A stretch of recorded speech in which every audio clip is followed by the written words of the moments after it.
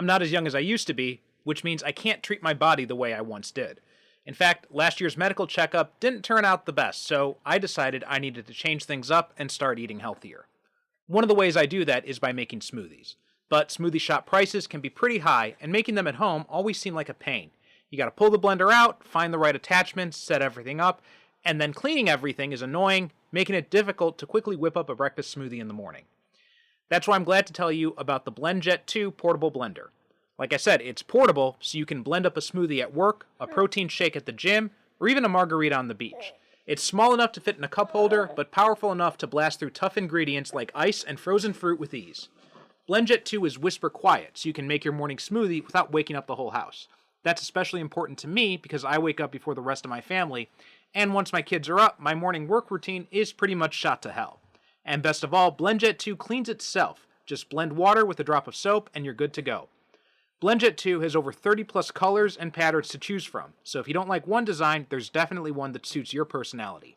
So what are you waiting for? Go to blendjet.com and grab yours today.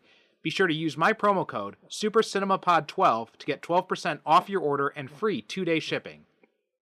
No other portable blender on the market comes close to the quality, power, and innovation of the BlendJet 2. They guarantee you'll love it or your money back. Blend anytime, anywhere with the BlendJet 2 portable blender. Go to blendjet.com and use my code SuperCinemaPod12. That's SuperCinemaPod and the numbers 12 to get 12% off your order and free 2-day shipping. Shop today and get the best deal ever.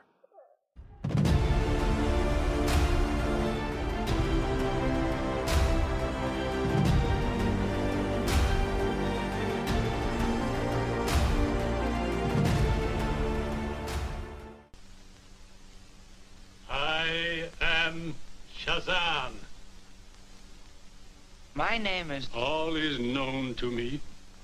Your name is Billy Batson. You did not pry into the secret of the Scorpion. That is why I am here. But where did you come from? Out of the past, my son.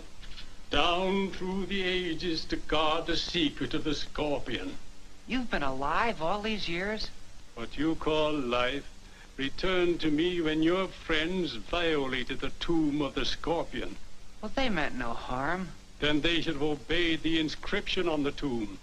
The harm has been done. It is your duty to see that the curse of the Scorpion is not visited upon innocent people. My duty? Yes. So long as the Golden Scorpion may fall into the hands of selfish men, it is the duty of Captain Marvel to protect the innocent from its evil use. But who is Captain Marvel? You are, my son. All that is necessary is to repeat my name, Shazam. By its repetition, you will become Captain Marvel and take on the virtues you see recorded there. The wisdom of Solomon, the strength of Hercules, the stamina of Atlas, the power of Zeus, the great courage of Achilles, and the speed of Mercury. You must never call upon this power except in the service of right. To do so would bring the Scorpion's curse upon your own head. And now, my son, repeat my name and return to the rescue of your friends. Shazam!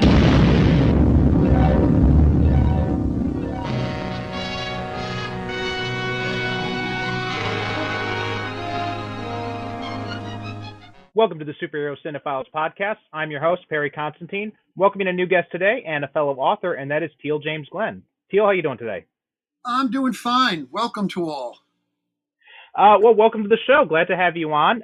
Before we get started on today's movie, though, let's talk a little bit about you. Why don't you tell people a little bit about yourself? Well, I was a stuntman and actor for 45 years. Did 60 Renaissance fairs, a couple of hundred soap opera appearances, often doubling people, but also I was a cop on Guiding Light all the time. Most of the Shakespeare canon, I'm a weapons expert. And one of the nice things is I studied sword under Errol Flynn's last stunt double, Paddy Crane. So that's my touchstone to the famous. And I've been writing. I have 22 books out right now. I've written 49 novels. Some are scheduled to come out this year. And I just run around and cause trouble. So what I Wow, do. yeah. Yeah, you've got a few on me. I'm at my current count is I think about 30 books out so far. But let's talk a little bit about your stunt career. So you said you'd worked on a lot on soap operas and stuff like that. Have you ever worked on any movies? I worked on a lot of low budget movies that show up on USA Cable now and then.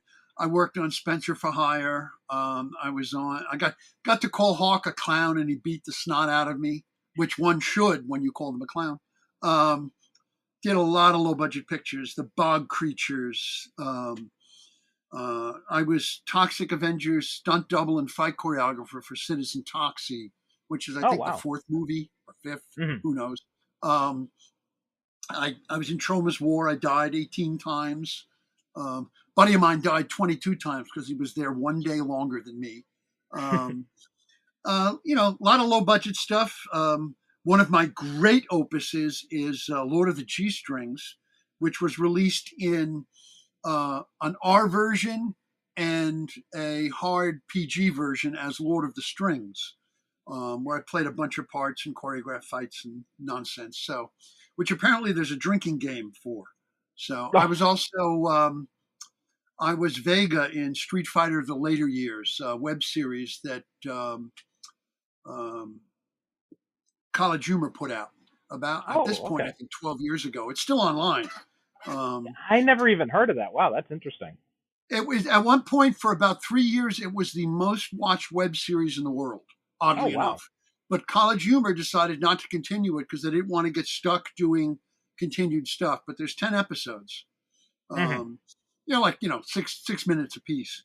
But I'm Right. still Yeah. Yeah. friends with most of my various um, Street Fighters after all these years, which is hilarious to me, Mhm. frankly.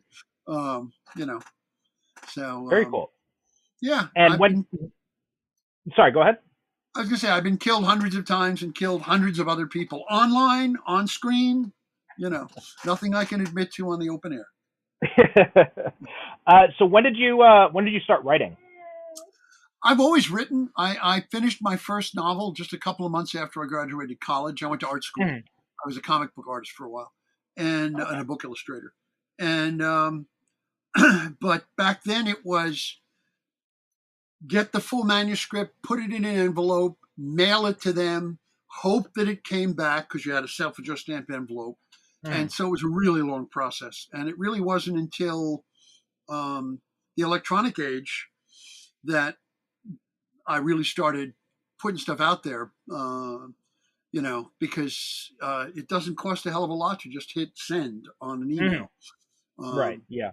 but I mean, I sold stuff back then. I sold the Black Belt and Mad Magazine and Deadly Hands of Kung Fu and a bunch of other places, But, it was sporadic. I mostly made my living at that point as an artist and then got into the stunt work, actually because I did the storyboards for a film and they needed someone to do the fights. I did the fights and I never looked back at that point.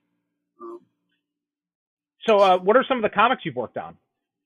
oh, I did background stuff, but I also, the one that has my name on it as the penciler is Action Master, which was only like a 3-issue deal from. Mhm.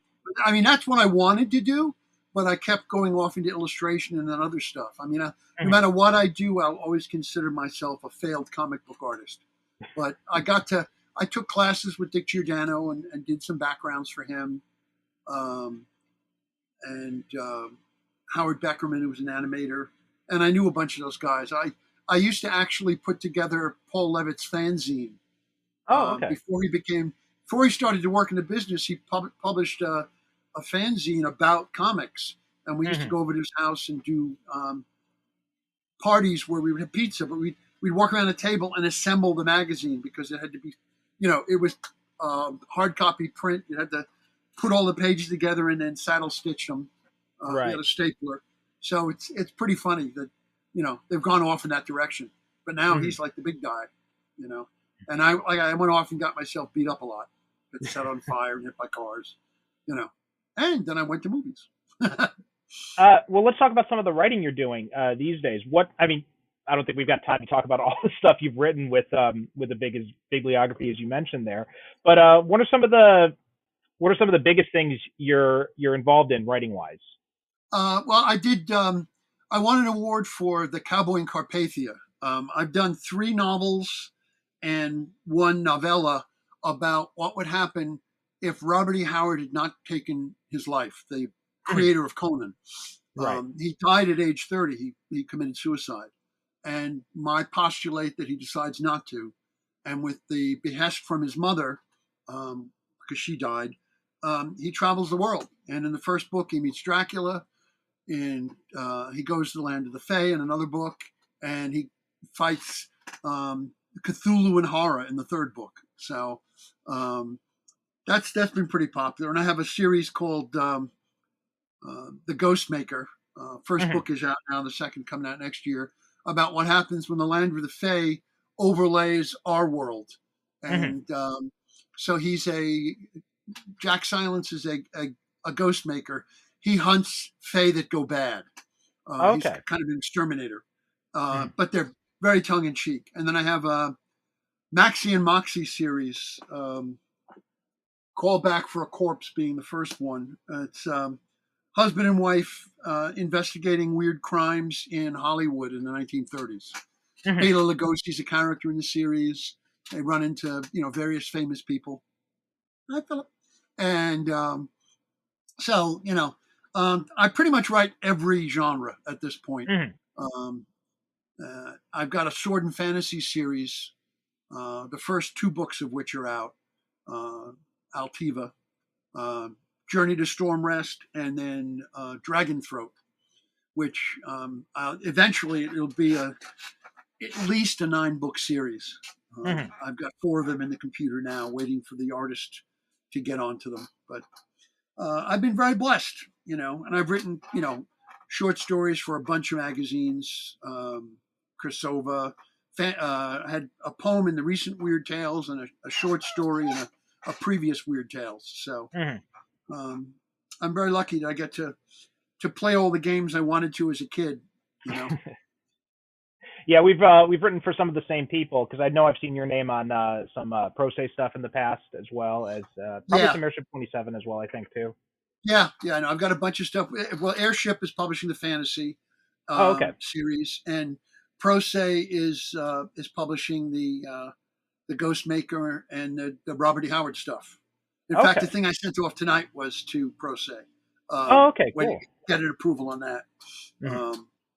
And the other series is from Bold Venture Press. So, yeah, I mean, it's a relatively small pond. Yeah, it's not that big. I'm trying to get up to the big boys, but So anyway, the focus here is on superheroes. So what was kind of your introduction into the world of superheroes? I know you were a comic creator. So did you start off as a comic book fan? What was kind of like your gateway into that? I learned to read from comics when I was a kid.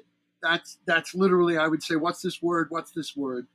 And so I was reading at like a 5th grade level in 1st grade, and then a 12th grade level by 2nd. And I totally credit it with comic books. And the nice thing is my parents, most parents made their kids give up the comics. Yeah. So when the neighborhood kids had to throw them away, I got to keep them because my folks said, that's fine. It's not interfering with your reading. So the kids would come over to my house to read their comics. So, which is great, because after art school, I sold my collection twice to survive in the lean years that followed art school before I got settled. But also my very first memory of television is of chapter 2 of Rocket Man, which was a Republic serial. And I clearly remember the one scene where he gets the gunshot out of his hand. And years later, when I saw it, I went, oh my God, that's the thing I remembered. So I obviously I was fated to both read it and see it and eventually be it. In high school, I made superhero films. I made couple of Rocket Man films. I made a Captain Marvel film, Super 8. back in the dawn of time. Right. But that's what got me started in my stunt career. I was too sick to do sports, but I could learn how to jump off a roof into a box rig, and I could learn how to do. I could get enough wind to do a fist fight for camera. Mhm.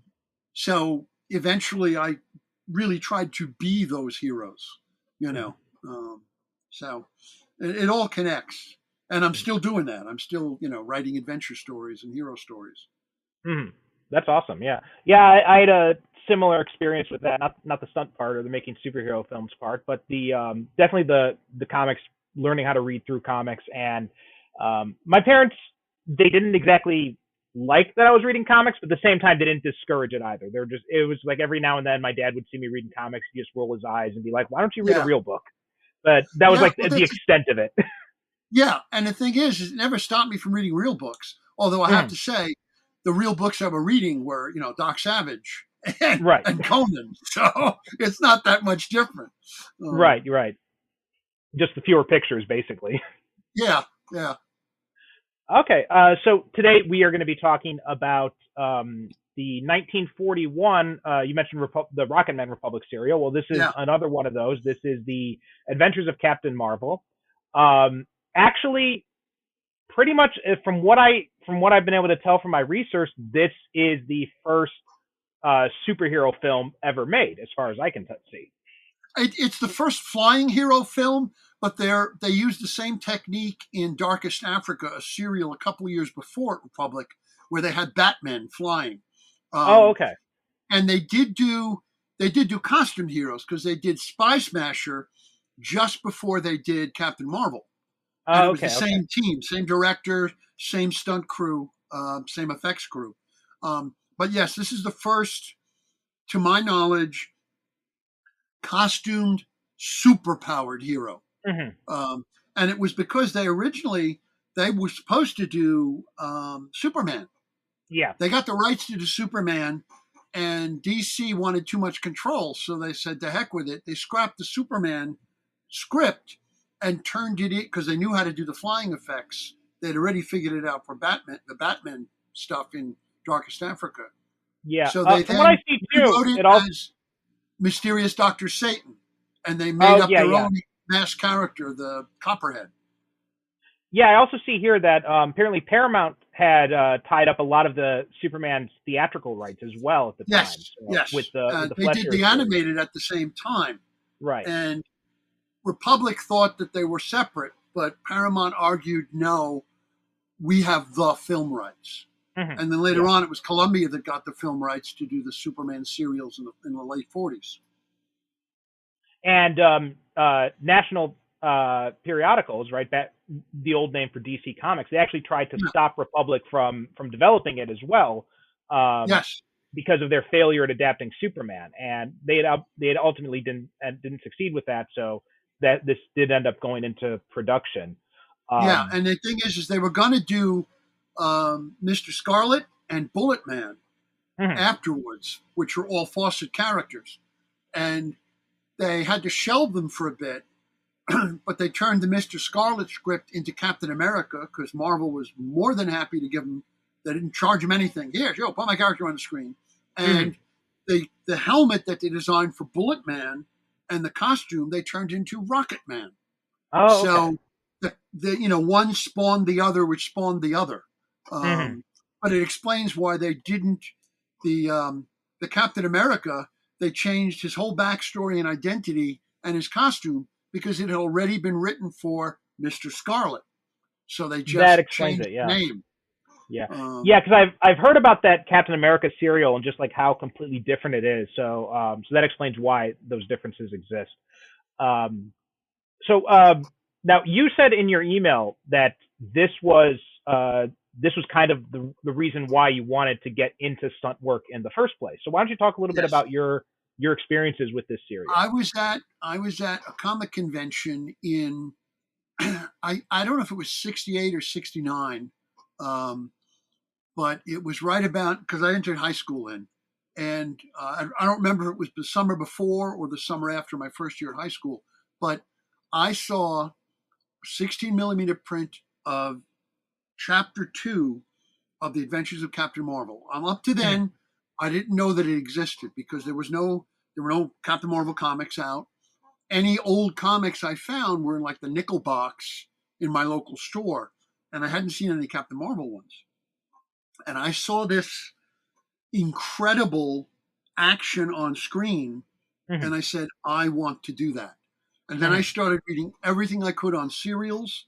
On the back of it, there were, at that point, there was Famous Monsters put out a companion thing called Spacemen, which had some stuff on it. And then there was another Screen Thrills Illustrated, which has articles on it. But I found through, at that point, fanzines, I found Those Enduring Matinee Idols, which was a whole series of articles on serials, and read everything I could on stuntmen, on how the serials were made, the background, and I just started to try and duplicate it, even to the point of making a life-size dummy to fly.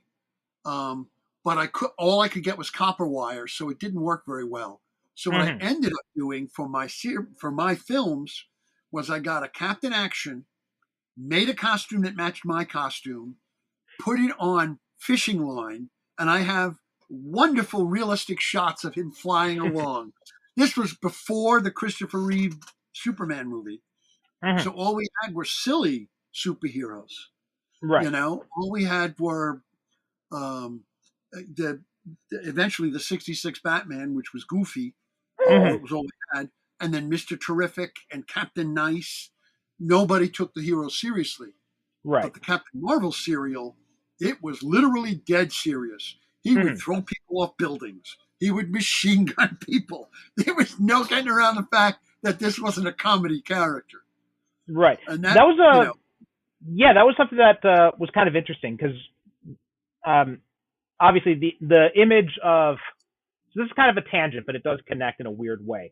A few years back, this is going back like maybe 20 years or so, Mark Miller pulled a hoax on the internet claiming that he had discovered these sketches from an Orson Welles, that Orson Welles was planning to do a Batman movie back in like the 1950s or something. And he had this art, I can't remember who the artist was, but they'd done these amazing sketches, and he talked about it, and his argument was like, man, imagine if Orson Welles had made a superhero movie back in the day, we would have like kickstarted the whole idea of Hollywood taking superheroes seriously and all that. And that was in my head as I was watching this, because just watching this serial made me remember that, because this came out in 1941. And one of the things that surprised me is how earnest it was, how serious they actually did take there's the no material. winks. Right. There's no winks to the audience. People die. You're really concerned that people are going to be hurt. And Captain Marvel, I think he says 4 lines in the entire film. He shows up when action is necessary. Right. And what's nice is the first time you see him show up, the bad guys shoot him, and he's stunned that he's not dead because he still has Billy Batson's mind. And he kind of like looks up and grins with this goofy grin like, oh, you guys just brought trouble. And he picks the guy up and throws him. It really was done straight. Well, same thing with, if you ever get a chance, Spy Smasher is considered the best serial ever done. Okay. But I argue that it's between the two of them because same. I've heard this one in a lot of the research I was doing. A lot of people say that this one's the best one. It's between this and Spy Smasher. The only thing Spy Smasher didn't have was flying scenes, but the costume is actually just as realistic. The rationale behind it is realistic, and the premise in the Spy Smasher is that he has a twin brother, and at some points they change identities, and the twin brother gets killed. So it was totally serious, totally straight. Right. And this too, I mean, the production values on it. Republic was the studio in the day. They had the newest equipment. They shot their action scenes with rheostats so they could speed them up just a little so you wouldn't notice. And they had the stunt team of Dave Sharp and Tom Steele and Dale Van Sickle, and they were just phenomenal. And, there you go. I need one of those in life. And they sold it as earnestly as in any other thing that they ever did, which is Yeah. amazing. It was And that was the it's the that was first Captain Marvel costume too, with the flap and the loose right. sleeves. Hmm. Yeah, that was I gotta say that was the biggest surprise for me was seeing how much it lacked that winking quality, that whole tongue in cheek aspect that you would see in like for example like the George Reeves Superman or I mean Batman Yes, '66. It was very intentionally campy. So I mean, they were very intentional. Where like Adam West was playing the straight man basically in the whole thing. But yes. And the thing is, and, even in the George Reeves Superman, even in the serious ones, there's still every once in a while he'll look at the camera and mhm, you're in on the joke with him. There's right, none of that right, in this. This right. is absolutely bad guys trying to kill people and heroes not concerned if a bad guy dies. There's Well, it one makes shot in it where he's up on a roof garage and the bad guys are hiding behind some boxes and he picks up an engine block and mhm. throws it through the boxes and kills the guy. And the second guy he picks up and throws off the 6-story roof. Well, Not, also what was it? You mentioned the machine gun too. Like what was it? The first or second episode? He's yeah, picking up a freaking Gatling gun. He He's just mowing picks people up a down. water cooled machine gun. Yeah. Machine guns 3 guys who are running away, throws the machine gun and then flies. Hmm. It's just mind-bogglingly, people talk about silly. And I said as I've gone on, I've seen more and more of the period serials from then. And Republics were absolutely the best. But like the Columbia Phantom serial is done with no wink to the audience. Hmm. The Secret Code has the Black Commando, no wink to the audience. So back then, they knew their audience. We're not selling this to adults pretending to be kids. We're selling these to kids who want to believe it, Well, who also want to be there. it was also I think this goes back to this kind of speaks to a misconception a lot of people have about comic history. Those original comics, they were read by kids obviously, but they weren't only for kids. Like there were Oh, absolutely not. everybody was reading them. Yeah. Well, same thing with cartoons in the theaters. They were always done on 2 levels. Right. There were current affair references and adult innuendos and slapstick comedy in the same Mhm. cartoon. Yeah. Because it was a mass media. When the superhero comics hit, they were such a phenomenon that it was unlike anything else that had happened. I think the only thing I could have maybe likened it to in modern days is the Harry Potter books. Hmm. Harry Potter came out of nowhere and suddenly was everywhere. And Right. that's what happened with comics. Yeah. After that Action comic came out, suddenly every publisher wanted to get in and they were selling hundreds of thousands of books, even of the bad books, you Yeah. know? So it's mind-boggling that, we think about now, people, if we sell 10,000 of a comic, it's good. Hmm.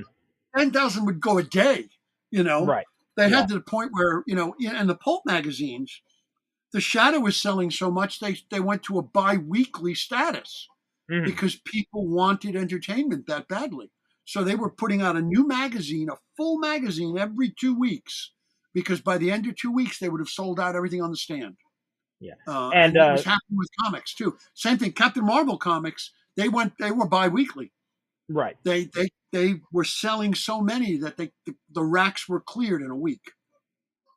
Yeah, speaking to that too, another thing that struck me, not necessarily about this serial, but one of the things that annoys me these days in comics discourse when people complain about politics in comic books, and you go back and you look at those early comics, they were very political. I've fairly recently I Yeah. picked up the Golden Age Superman stories and I've been reading through them. You wouldn't, I mean, people there'd be riots in the streets if the Superman books were that political today. Oh yeah, no, he would go after crooked politicians and Mm. crooked builders. And there's one of the early ones where a guy's beating his wife, and Superman comes in and just slaps the snot out of him and says, "You Hmm. touch her Yeah. again, and I'll break your arms." I'm like, whoa, Yeah. Yeah. it was totally. These were the issues. I mean, Siegel and Schuster were 18 years old. They Right. were writing the issues they cared about. Yeah. You Yeah. know, and there's the story of the Superman against the Klan, which they just turned into a comic. But on the radio show, he went against the Ku Klux Klan. Right. And Yes, you know, they had and they called the it the writer of Ku that Klux show. Klan. Right. Yeah, the writer of that show, he had done extensive research on the Klan. I think he'd even gone undercover to get some Yeah, information on it. And yeah, about that comic too is the Superman Smashes the Klan is an amazing comic. If anyone hasn't read it, yeah, it's really good. yeah. I mean, they were always political. It's like people Mhm. get like like Indiana Jones. Oh, they'll get all woke and they'll have they'll be anti-Nazi and suddenly they'll be a tough girl and like, well, yeah, they had it then. They had Yeah. it back in the 30s. I mean, Captain America's debut was punching Hitler in the face. Right. Yeah, And I talked about this we on weren't in the war yet. We were not in the yeah, war yet when it happened. exactly. In fact, and fascism was pretty popular back then in America in those days. Like there's a Yeah. great book about this called Hitler's American Friends. Also, Yes. Rachel Maddow recently did a podcast called Ultra, talking about Yes. the America First movement and all that in the 1930s. And yeah, Jack Kirby got death threats back in those days. And Oh yeah. And he one was of ready to go down and punch out anybody who showed up. exactly You one know. of my favorite Jack Kirby stories is they called him up one day when he was at Timely in those days when he was at their Yeah. offices, and it was a bunch of New York Nazis, and they called him up and they said we're downstairs, we want to meet this Jack Kirby guy who's drawing all these anti-Hitler comic books. So Jack Kirby rolls up his sleeves, marches downstairs, and everybody ran away. Yeah. Yeah. He was Ben Grimm. He Mhm. absolutely was Ben Grimm. There Oh was yeah, no doubt. my favorite quote from his is the only politics I ever knew was that if somebody said they liked Hitler, I'd beat the stuffing out of them, and that'd be that. Yes. It's like no equivocation involved. Right. Yeah. Yeah, I just finished a novel which I'm shopping, which takes place in 39, 2 weeks after the big Nazi rally at Madison Square Garden, where there were 20,000 Nazis. Yeah. You Yeah. know, and and I've been to the Nazi camp on Long Island. hmm There were one in Long Island. There was one in New Jersey. There were major summer camps and housing developments for the Nazis. Yeah. So, I think Maddow's podcast touched on those things a little bit as well. yeah, Yeah. yeah, There are because these there huge. were like a dozen across the country of Yeah. outright Nazi camps. And Right. that's You what also they had espoused. Father Coughlin on the radio was doing a lot of pro-fascist stuff and Yeah. inciting violence and all that kind of thing. It was insane back then. Yeah. If anyone is interested in hearing more, definitely check out that Rachel Maddow podcast Ultra or that book Hitler's American Friend. They're both really good references for that. Yeah. But anyway, let's dive into this serial. So I had known about this for a long time. I think when I was a kid, I actually remember at my local public library, they had this huge VHS compilation of it. hmm And I remember being very surprised because I'm like, Captain Marvel, that sounds, and I looked at it because I didn't really, I know the name Captain Marvel, but I think I'd known him more. I didn't have that much association with either the Marvel or DC versions, but I think I had slightly more association with the Marvel one. And so when I saw that, I remember this is what made me laugh when they changed his name to Shazam, because when I was growing up, all the DC action figures, they always called him Shazam on it because they couldn't use Captain Marvel. So he was Yeah. always Shazam to me for like at least 10, 15 years before I finally Well, found out. the hilarious thing is, in the early 60s, I think 63 maybe, something like that, there was a company that came out with a couple of books, and one of them was a Captain Marvel. Mhm. But he was a robot who could split his arms and legs separate from him. I think there's 2 or 3 issues of it. And because at that point, the DC had bought out Fawcett and the name had gone fallow. It was Right. not in use. It was later on when Marvel said, we're named Marvel. We should claim that name, that they created Marvel so Yeah. they could take it over. But that was the only Captain Marvel I knew when I went into this convention, film room to watch. Mhm. And I saw this thing up on the screen and the figure flies across at the opening. And I was like, oh my God, this is heaven. This is where Mhm. I want to be. And, and like I said, I then studied the stuntmen from it. And I just wanted to live in that world, which is why about half my series take place in the 1930s, because I'm more comfortable there than I am in the 2000s, So what were some of your thoughts rewatching it for this podcast? Well, the biggest thing for me is the scope of it. It was just before they instituted the wartime kind of downsizing, where they would go on fewer locations. So there's the big mansion sequence where they're on this actual grounds of a mansion with all of the grounds and stuff. They're up in the Garden of the Gods, the Corriganville, which is their Siam. And there's a lot of exterior stuff, and there's a lot of on location. There's the parking garage that they go to is in downtown Los Angeles. They went and shot there. So there's a lot more, like the next 2 or 3 serials, they started to go on fewer and fewer location shoots. During the war, they kept things pretty close and they used stock footage. But, that and the fact that they made sure there was a Captain Marvel appearance in every chapter and at least one flying scene, sometimes more. Because, that's what the kids were there for, Right. But and the thing is that they presented it in such a way is that it was, if anything, it's closer to the way Marvel does films now. There's a tacit sense of reality. If a guy showed up who could do this is how people would react to him. Right. There's that sense of it. And that really a lot of other films did not do. So that was the thing that impressed me. But plus, I just love watching and the other one is the battling butler. There's a sequence where in one of, I think it's chapter 3 or 4, where they come in and this butler, the bad guys are come to get the professor, and the butler suddenly takes them on, and suddenly the butler is fighting like that. It's just amazing. I'm like, he hired this butler because he's a freaking martial artist. Come on. But he's a gymnast and he's floating all over the place. And you expect your heroes to do that, but not the butler who has no lines. It was just hilarious to me. My thought was my thought watching it was, from my part, as far as like the story and stuff goes, I didn't enjoy it as much, but I approached it more from like an academic exercise to kind of put myself in the mindset of that time frame and all that. And the technical stuff is what impressed me the most. Like you said, the fight scenes, the special effects were, and again, the fact that they played it straight the whole time. Even like the costume design. The costume design is really nice.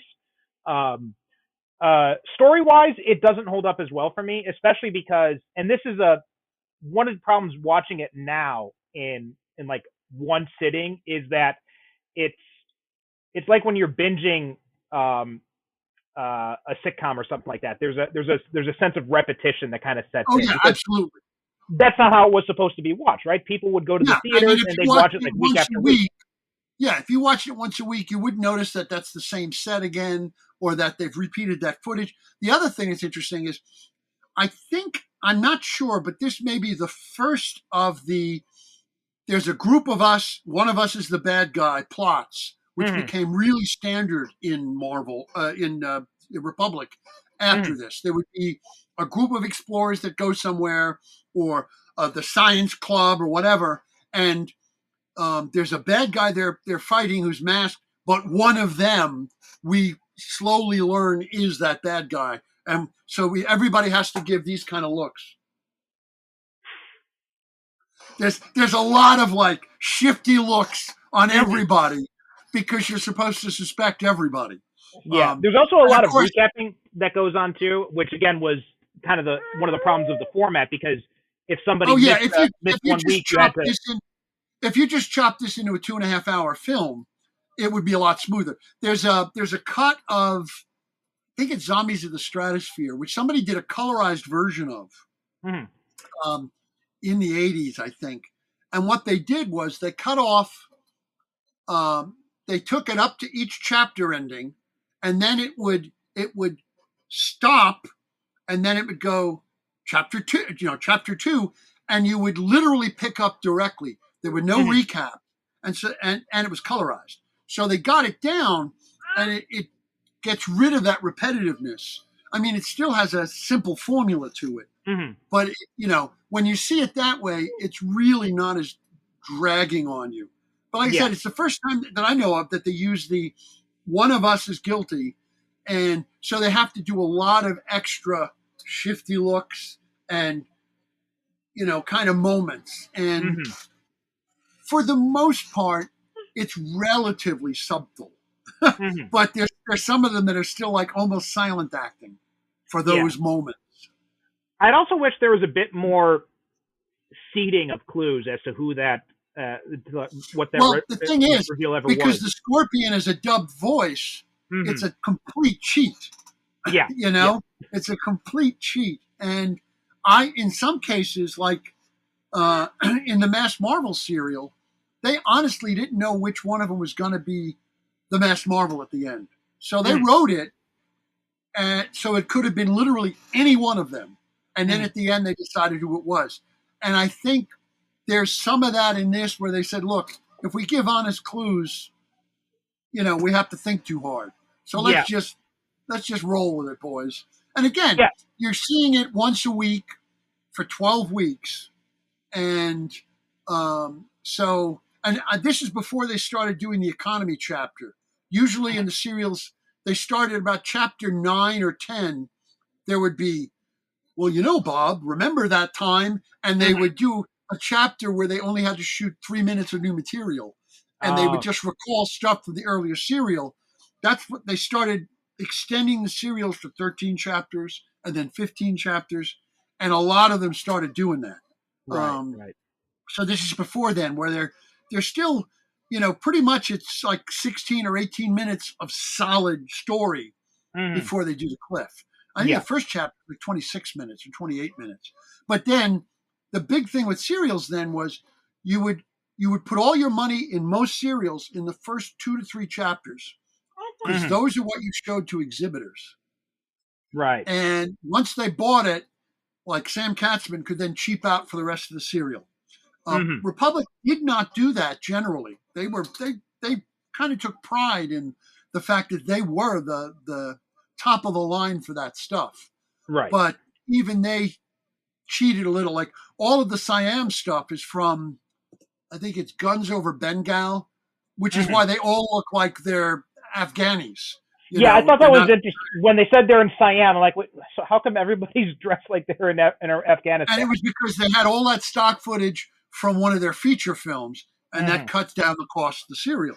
So I have to, all of that stuff, I kind of go, yeah, well, it's just the way it is. Yeah. If you ever get a chance, the Fu Manchu serial is absolutely one of the most intellectual, one of the most well-written serials. It's the same team that did Captain Marvel and Spy Smasher. But it was written not to have those kind of cliffhangers. Sometimes the cliffhanger is just the camera coming in on Fu Manchu going, I will get them. And it has but even then, toward the end of that serial, suddenly all of this footage from this same Guns Over Bengal shows up because they had all of this footage of guys with turbans riding horses and they stuck it in there, that's the economy part of making those things, Yeah. Also and this is obviously a sign of the times, was just like the whiteness of the cast, even when it came to characters who were not supposed to be white. Oh yeah, no, I have it's funny. I have a hard time looking at anything with yellow face. Certainly blackface, but yellow face bothers me. Although I can stand Mr. Moto because he was somehow different. Laurie was so good, they didn't do any makeup on him. He just did it with acting. And the first Charlie Chan series, because he's the smartest guy in the room, I can take. But generally speaking, yeah. I mean, even when blacks show up in any of the serials, they're named Snowflake. Yeah. It's really hard to take for a modern audience. There's a lot. I can't watch a lot of Westerns to watch, all the Italians playing Native Americans with the same wig on. So it tempers one's love of old films with that kind of consciousness, And the other thing I like about Republic, though, their serial heroines, they often got in the fights. Hmm. they tended to not quite be furniture like so many of the other serial women at this period. Hmm. I mean, they had Linda Sterling and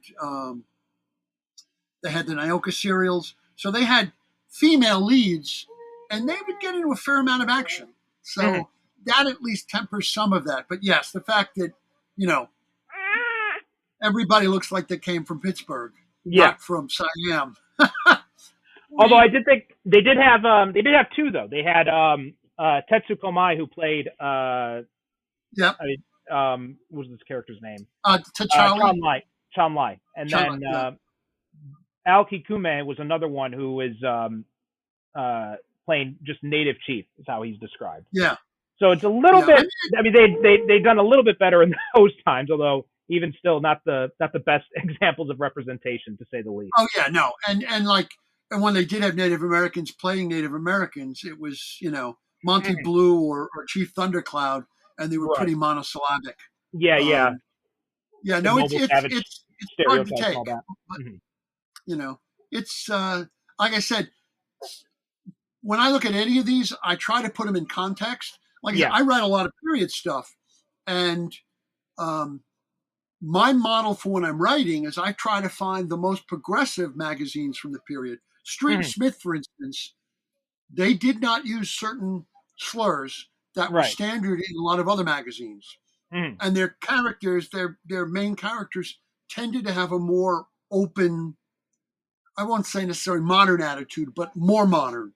Right. And so I try to go with that. But yeah, I mean, like you see some of this stuff and you're like a lot of the pirate movies, it's basically, the hero basically ravages, Maureen O'Hara, and she's supposed to like it.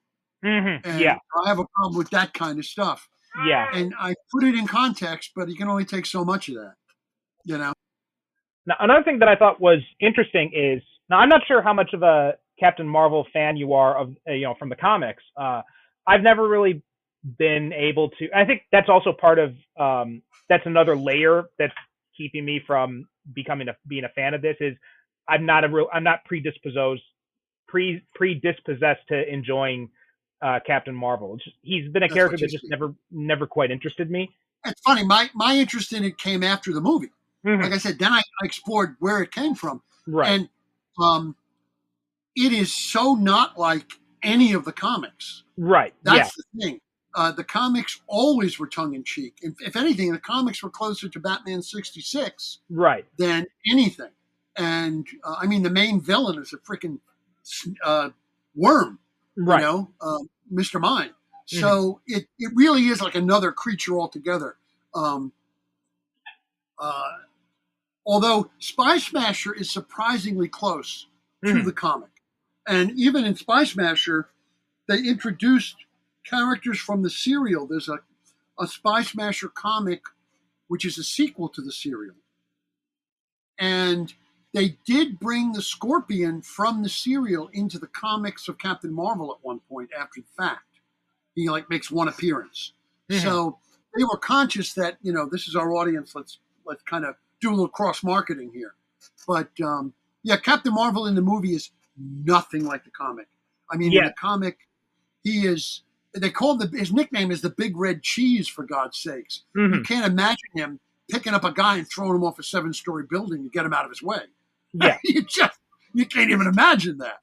That's exactly the point I was going to make. Like this is far more serious than at least my encounters with him in the comics have been, and like I enjoyed the Shazam film for the most part because I think what attracted me to that is they leaned in more to the big aspect of it, big. Oh yeah, no, the two Shazam films are closer to the Big Red Cheese of the 40s right, than it is to the stuff now. right, Actually, the Jerry Ordway run on Captain Marvel at DC or Shazam Family are closer to the serial oh, because okay, Ordway had a more realistic art style and the story lent a little more. They didn't quite embrace the Bigfoot, the cartooning phrase of Mhm. Bigfoot comics, goofy stuff. Right, His run on it was much more serious. okay, Um, and but then they've now moved back to the old Captain Marvel. Right. If you ever go to Comic Book Plus, you can always look at the comics online and read a bunch of them. Mm-hmm. And I went back and I read the Spy Smashers just to see how close they were to the serial at one point. And in many ways, they are closer because he's just a costume guy who has a cool plane, and so he has a gun and he shoots people. So in that sense, he's a lot closer. He doesn't fight any. I mean, he fights the Mask, but he doesn't really have crazy supervillains like Captain Marvel did. Right. Although during the war they fought Captain Nazi. You can't get any more on brand than that. Hi, I'm Captain Nazi.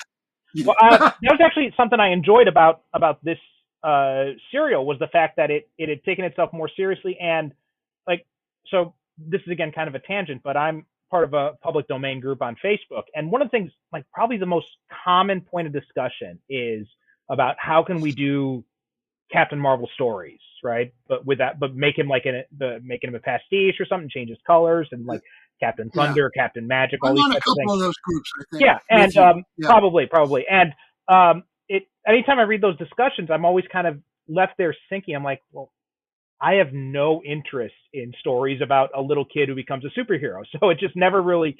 So one of the things, and again, this is something that's just a barrier between me and Captain Marvel Shazam, is that just doesn't appeal to me as a reader or as a watcher. So I thought it was really interesting that when I watched this movie and we see Billy Batson, and it's a guy who's in his 20s, I'm like, oh, okay. This actually interests me a lot more than the little kid actor. Yeah, and he's because in the comics he's supposed to be around 12 or 13.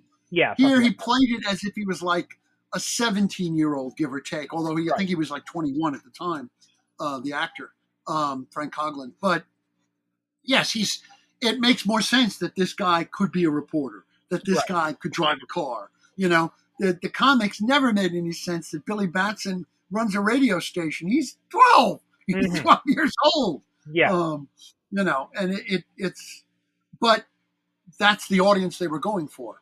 So they were going for the kids. Again, like you say, they made these serials for the kids, but they made them also for the adults who went with the kids, who were going to sit through the serial and watch the feature that came on after. Right. So there's enough of the girl is sexy and the bad guys are bad and the action is hardcore, so that it could be appreciated on those couple of levels. That works. And like I said, that's why most people say this is the best serial. It is a real toss-up between this and Spy Smasher, only because Spy Smasher is smoother. It's a little slicker, and it's a much more war-connected story. I mean, he is fighting Nazis in Europe, and then he ends up fighting Nazis, on the home front. So it's much more war-connected in that sense. Hey guys, we ended up having some technical difficulties, and unfortunately, Teel lost his connection when he was able to get his computer up and running again. For some reason, Zencastr would not let him back into the recording studio, so we had to cut our recording time short, but just a few things I wanted to mention, just to kind of to wrap up. We were almost at the end anyway. One of the things that Teel had noted was that the directors were both editors themselves, and they had shot for the editor. So when you're watching the movie, you can see that the editing works very well in this. In fact, there are scenes where you've got the Captain Marvel dummy flying across the zip line and flying across the screen kind of from a distance, and then it will cut almost seamlessly to a close-up of Tom Tyler, who's the actor who played Captain Marvel, either landing or just a close-up of him flying through the air. So the flying effects were actually pretty well done for 1941. It's done fairly sophisticated in a fairly sophisticated fashion.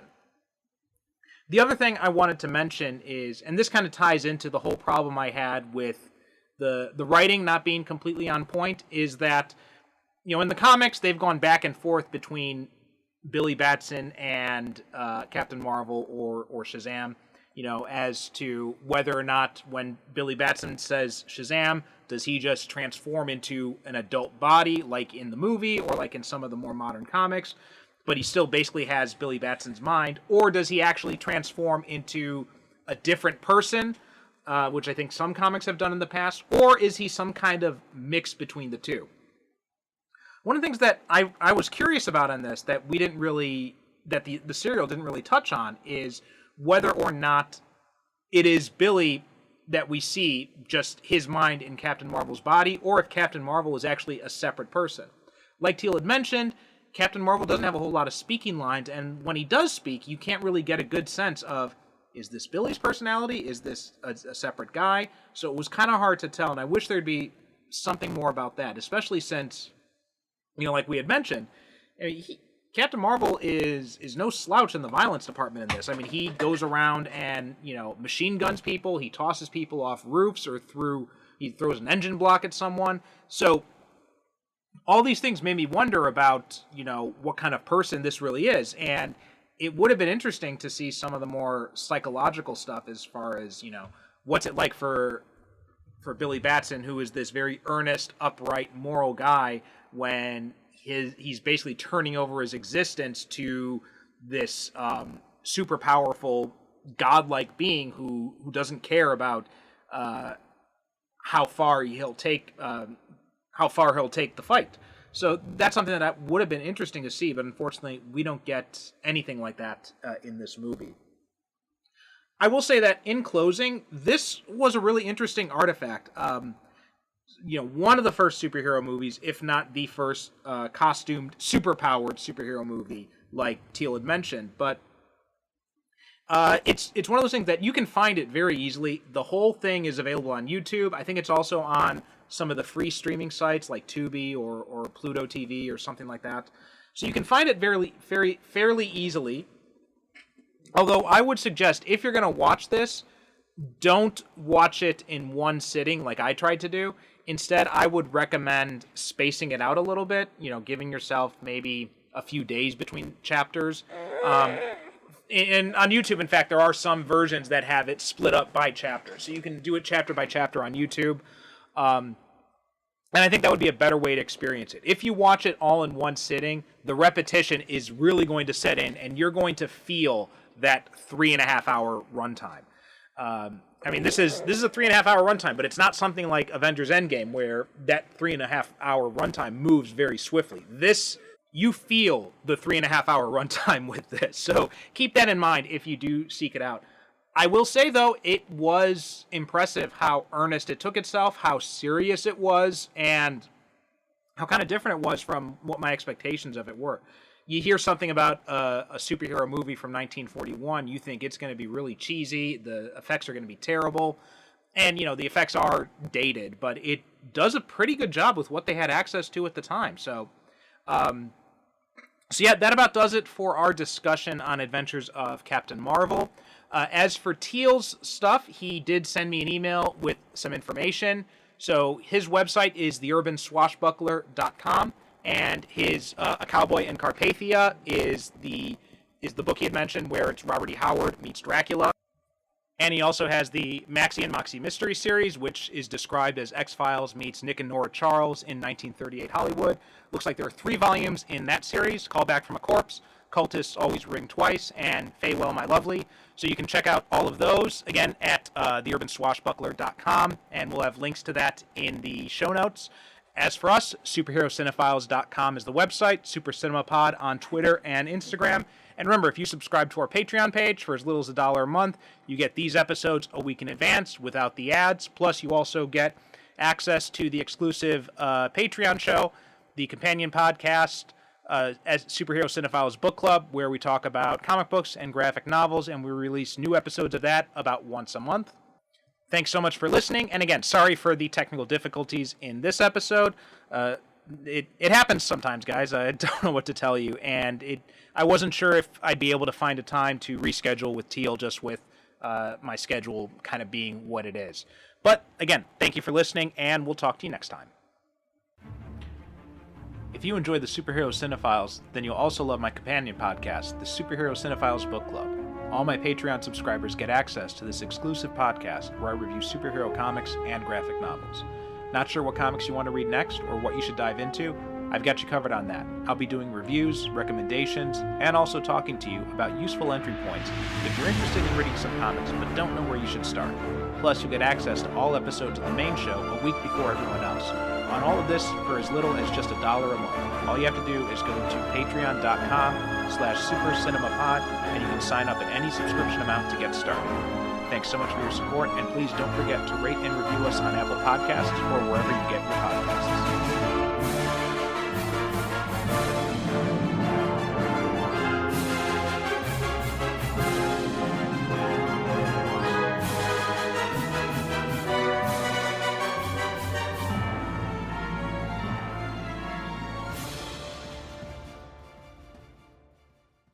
Thank you for listening. And as always, good night, good evening. God bless.